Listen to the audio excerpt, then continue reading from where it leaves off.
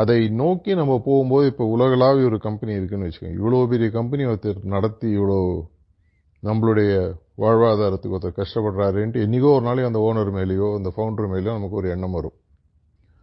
அந்த மாதிரி டைம் நமக்கு ஏதோ ஒரு டைமில் வரும்போது தான் இந்த சிஸ்டமை கொடுத்து இந்த சிஸ்டமை உலகளாவி எனக்கு வேணுங்கிற இடத்துல இப்போ இங்கே ஒரு இடத்துல உட்காடுறோன்னா இந்த மிஷன்ற பேர் இருக்கிறதுனால தான் இந்த இடத்த கொடுக்குறாங்க.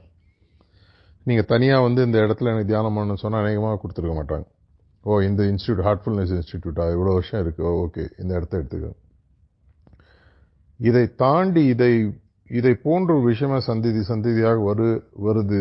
இதற்காக ஒருத்தர் தொடர்ச்சியாக உழைத்து கொண்டிருக்கிறார். அவருக்கு அப்புறம் இன்னொருத்தரை கண்டுபிடிக்கிறார், அதுக்கப்புறம் இன்னொருத்தரை கண்டுபிடிக்கிறார்.